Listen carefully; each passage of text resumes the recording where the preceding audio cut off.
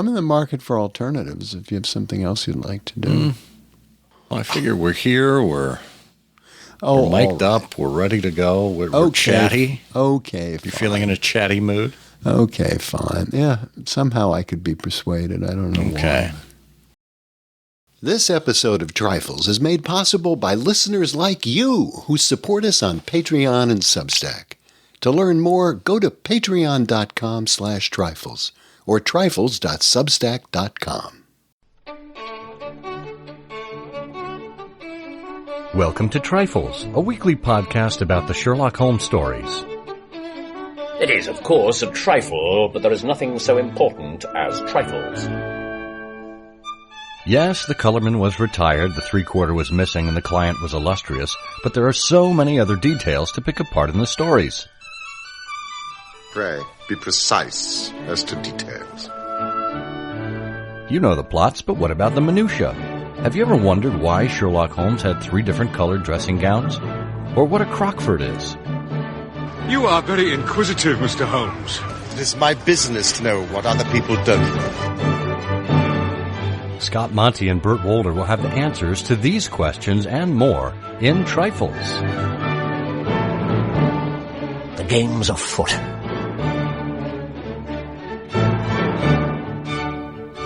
Episode 386, Forests. Hello and welcome to Trifles, the Sherlock Holmes podcast where we get into the details in the Sherlock Holmes stories. I'm Scott Monty. I'm Burt Wolder. And Burt, have you got your Ranger hat on? I've got my Ranger hat. I've got Boo Boo right next to me. We're looking for picnic baskets. Picnic baskets. Yeah. All right. Well, we are headed to the forest this time. There are a couple of stories where some notable forests are mentioned, and I don't think we've spent any time on those. I think we did talk about trees once in our past conversations, if I'm not mistaken. Probably back in season 5, maybe? Is that when we were doing the series with Don Jewell? Remember the botanical I love that homes? series. I'm Yeah. still looking for his horses and snakes. I think I need those two. Okay, if anybody knows of the was it the Naturalist series? Is that what it was? Yeah. It was a slightly different name, though, wasn't it? Sherlock Holmes. The Naturalist Gerard, series. Yeah. Donald Gerard Jewell. Sherlock Holmes Naturalist series. Yes, there you go. We did episode 274 and 276. Trees Part 1 and Part 2, branching out. So this is, we're going to see the forest through the trees this time. I'm going to get a little more broad and talk about some instances of forests and their significance in Victorian England. If you would like to become a supporter of the show, we would welcome that. Simply go to trifles.com/Patreon or trifles.substack.com. Pick whichever you like and choose to support us at the level that works for you. It's a little less flexible on Substack, but the interface there is very nice. And you can listen to it right there. You can listen to it right there on Patreon. Or, of course, you can listen to us wherever you get podcasts. We are a flexible show, after all, and we want to engage Sherlock Holmes enthusiasts wherever they happen to be. If you have suggestions for topics for the show, for future episodes, please let us know. Send us an email at trifles@ihearofsherlock.com. And, of course, you can check out the show notes to see all of our links wherever else you can be in touch with us. And I should note that we did have some listener mail come in recently from Ed Gerard. Ed was one of these people who sent us a recommendation a long time ago. We finally got around to putting his recommendation to work in one of our episodes. He writes, hello, gentlemen. Last night I listened to your Trifles Manor House Case, episode 379 from April 3rd. And after 3 years, I'm glad you finally got to it. I originally mentioned it to you both in this email from June 30th, 2021. In fact, you noted my topic correspondence in the episode I Know That Country, Holmes, episode 240. He said, "You did the podcast justice, and I'm so happy you finally did it, as you both found many of the obscure manor house names, as there were so many, as well as the background to the practice." And Ed, so what we're going to do is we're going to send you a little thank you gift. One, we are going to unlock access for you to the bonus material from episode 379. They're on Substack and Patreon. And we'll also send you a little something in the mail for your trouble. If you'd like to join the likes of Ed and get your name mentioned on the air and get a thank you gift from us, simply email us at trifles@ihearofsherlock.com.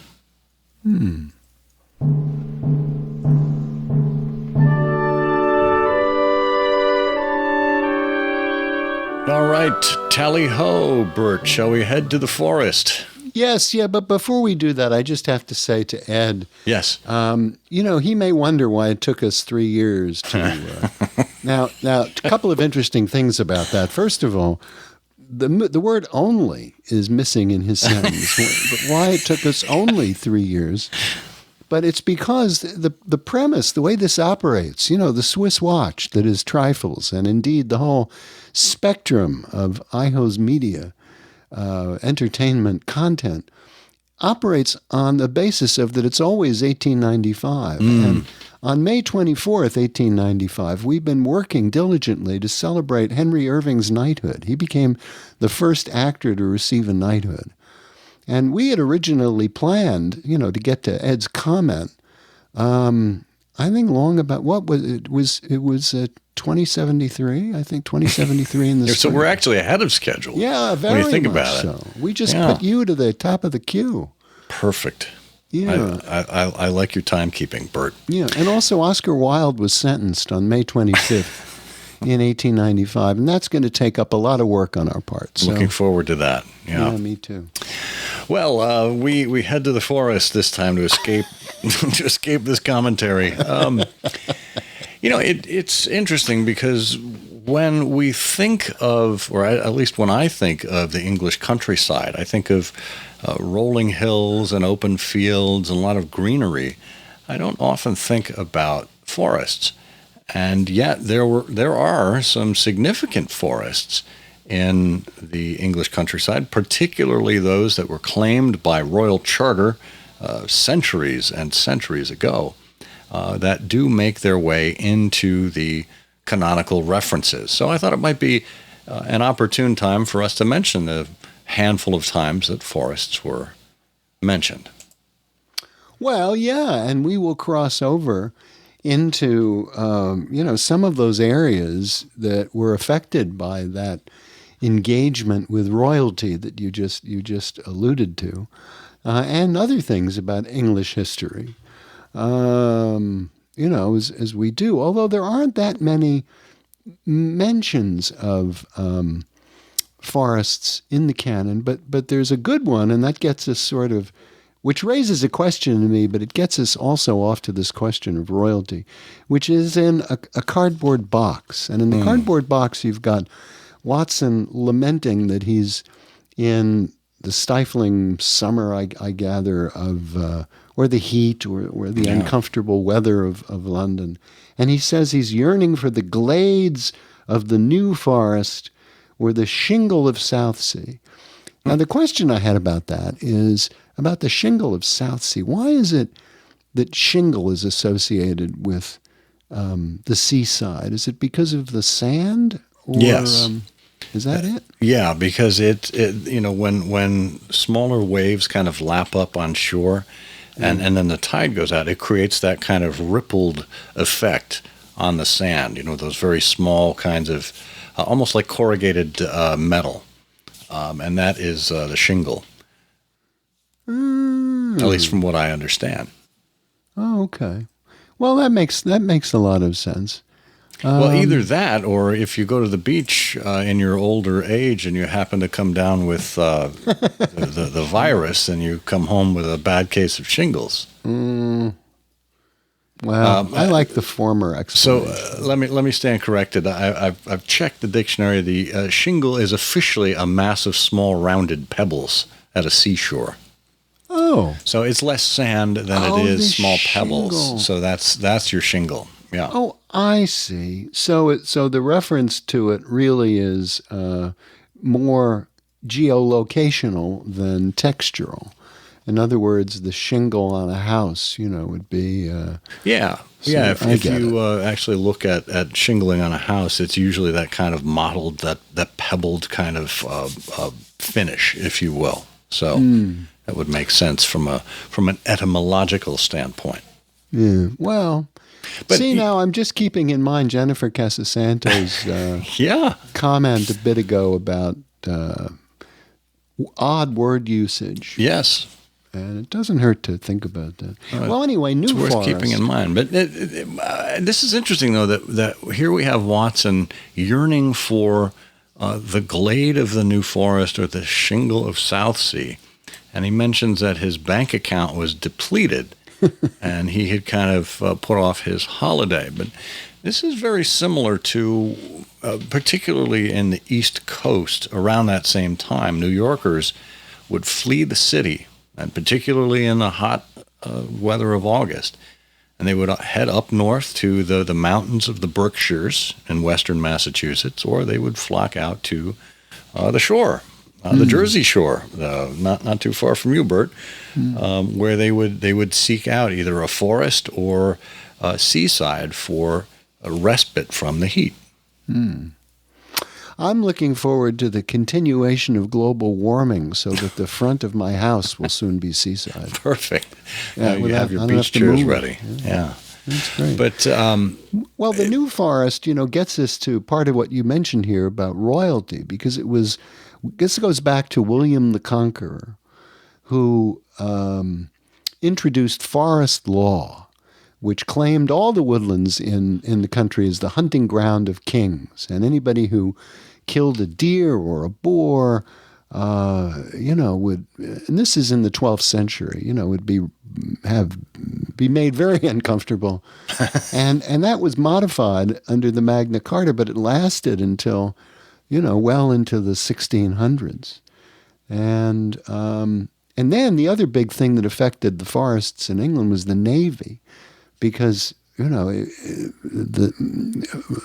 Britannia rules the waves, and it ruled the waves on wooden ships. And indeed, the manufacture of those ships severely depleted the resident forests in England. And in fact, during the reign of Queen Elizabeth, when the country was in great conflict and battle and continuing rivalry with Spain, somebody associated with the Spanish sort of sneaked up and tried to set fire to the Forest of Dean, hoping it would give the Spanish Armada an advantage. And so, the forests, there's one estimate that says the country was 15% forested around, 1086, let's say. And after all of that shipbuilding, by 1905, the percentage of land devoted to forest was just about 5%. So that's not good.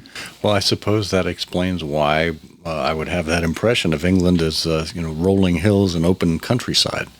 Yeah. Without that forest. There are a number of royal forests dotted around the UK. We'll have a link to a map and some more information on New Forest. But geographically speaking, Bert, where would we find New Forest in England? Well, New Forest is in southwest Hampshire, I think, and southwest. It's in the south. Yes, and it's probably bordered on the west by Hampshire and the east by Wiltshire, let's say. And that was one of the areas that was proclaimed a royal forest by William the Conqueror.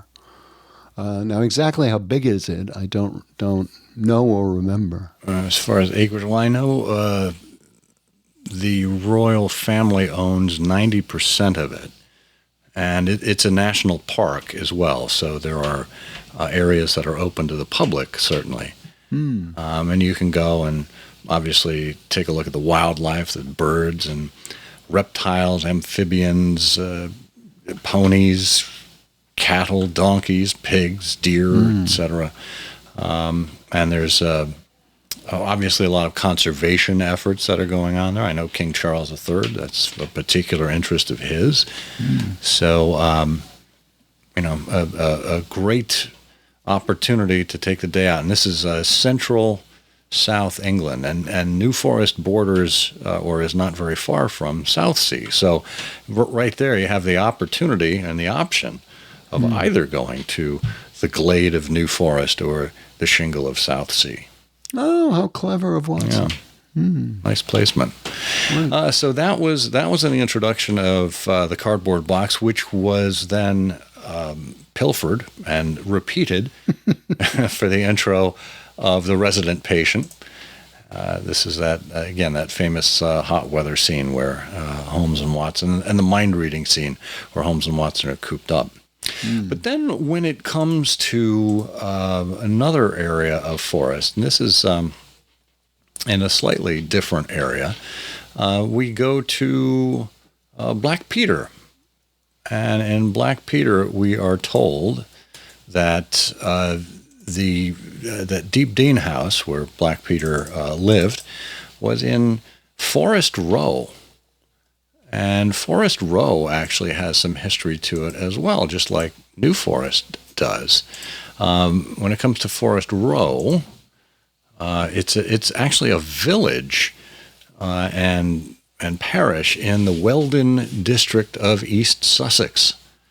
So it's about 3 miles from East Grinstead. Interesting. And interestingly enough, in January 2023, it ranked as Britain's third poshest village. So we are close to the Ashdown Forest, which is a royal hunting park. Again, one of these that was established centuries ago in the 13th century. And we're really in Conan Doyle territory here. East Grinstead, Tunbridge Wells, Ashdown. These are all areas that Conan Doyle himself would have been very familiar with, and that make up parts of the narrative of a number of the stories. Ashdown, was a favorite place of Henry VIII, I think, and it's about 30 miles south of London. And to your point about Conan Doyle, the reference in Black Peter is somewhere along the line. Watson tells us that Woodman's Lee near Forest Row, it's the remains, I think, what he says, of the widespread woods that kept out the Saxon invaders. So there you are on the eastern part of England. And there's, that nice little reference to history that was so appealing to the literary agent. Yeah, and we should note that, in this area, there were a number of castles and moated houses and whatnot that all popped up and were even inspirations. Tunbridge Wells holds Groombridge Place, which has been said to be the inspiration for the moated house Burleston Manor in the Valley of Fear. And I think an early Sherlockian originally identified the moated house at Brambletie, which is also in the area as well. So again, Conan Doyle being familiar with this area having been populated by a number of, not only the royal family, but members of the peerage who were defending against invaders coming over from France, obviously, as the quickest point of entry there. These would have been some of their defenses in those times. Interesting. And then in Valley of Fear, Forest pops up a couple of times. But from the standpoint of the activities that are set in Britain, we're told that Burlstone Manor is near or in the great Weald forest. And that's something I know virtually nothing about. I know it's a big forest. I think it's about 40 miles wide or something. It's in the southeast, but it crosses Hampshire, Surrey, West Sussex, East Sussex, and Kent. Oh, good for you. Oh, good. Yeah. And I know there's things like, the Chalk Downs and Iron Age stuff going on there, but other than that, I don't really know anything about that. Yeah, these are areas that were particularly of interest from a defensive perspective because they had some high points. There was high ground there. So High Weald was in the center of that kind of geographical area, which afforded, a great view, a great overlook, and the ability to defend against invaders, or at least have some early warning against any kind of incoming Saxons or other individuals who were taking their liberties on the land there. And Weald, is an odd word, W-E-A-L-D.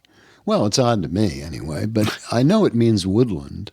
But how it comes to mean woodland and what its etymology is to Old English, I don't know. Maybe nothing, maybe something. Yeah, it's a cognate of German Wald, but unrelated to English really? wood. Yeah. It comes from the Germanic root of the same meaning and ultimately from Indo-European. And you'll like this one, according to my source here. Weald is specifically a West Saxon form.